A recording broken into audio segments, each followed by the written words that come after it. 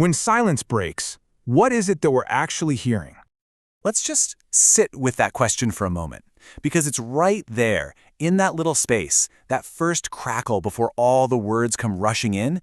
Well, that's where this whole exploration really begins. So, we can start by just observing the world around us. A world that, you've probably noticed, seems more and more uncomfortable with just being quiet.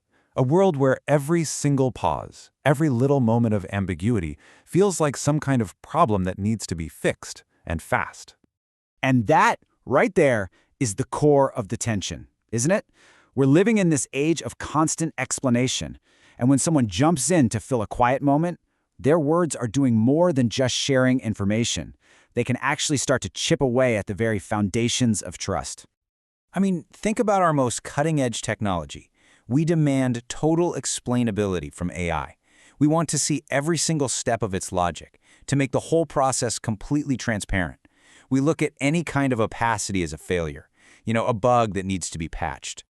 And, no surprise, that exact same pressure is now being reflected right back onto us. We're expected to be perfectly, totally legible to one another. In a world like that, silence can feel like you're refusing to cooperate, like you're a crack in this system of total transparency. But what if the system itself is the thing that's flawed? Okay, so let's try to completely reframe what we think silence actually is. What if it's not an error? What if it's a feature? And here's the crucial point. Silence isn't just an empty space. It's not a vacuum. It's a functional, essential part of how we communicate. It's the grammar, the syntax that holds our connections together, giving them rhythm, context, and real depth. This is such a brilliant way to put it. Think about music. The pauses between the notes are what create the melody. Without them, it's just noise. And it's the exact same way with people. The unspoken understanding between us is what gives our words their real weight and meaning. It's literally the architecture of trust. So you see, the breaking point isn't a lack of information, it's the complete opposite. It's that precise moment when that comfortable, structural silence gets forcibly ripped out and replaced with a demand for data, for an explanation. It's a total structural collapse. And this brings us to a really fascinating paradox. This drive for total visibility, for perfect transparency, it can actually end up blinding us. We get so overloaded with information, we're so buried in data, that we lose the ability to perceive the deeper truths that live in those quiet spaces. And the wildest part is that this collapse is often triggered by something we're taught to value so highly: sincerity. It's a breakdown that isn't born from bad intentions, but from an overdose of what we think is a good thing. I mean, just let that sink in for a second. It's such a powerful idea. We're all conditioned to believe that lying is the worst ethical failure.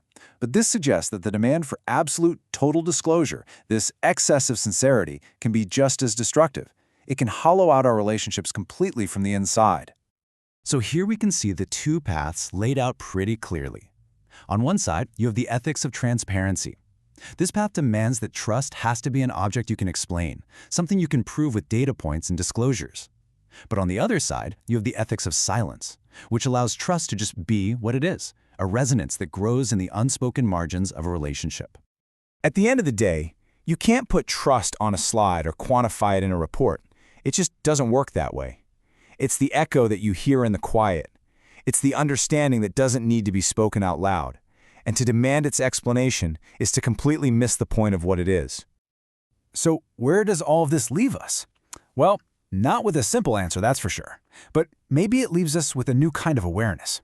It invites us to think about how we might start to rebuild, how we could, maybe, raise silence from within all the noise of our transparent world. Can we actually learn to use words, not to just fill the quiet, but to honor it?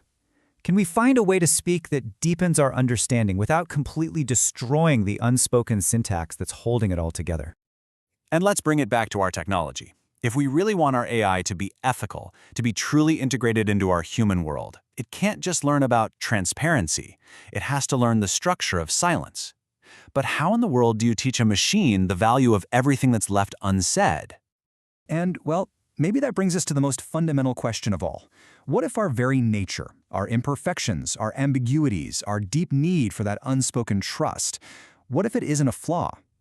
Maybe being human is to be a kind of interference in a perfectly logical system. And maybe it's that very interference that allows for growth, for change, for renewal. The path forward, then, isn't about managing silence or trying to control it. It's not about fixing it or just filling it up. It's about learning how to listen again. To listen not for the words, but for the quiet, generative movement that's happening within the silence itself. Because that's where the syntax is. That's where we begin.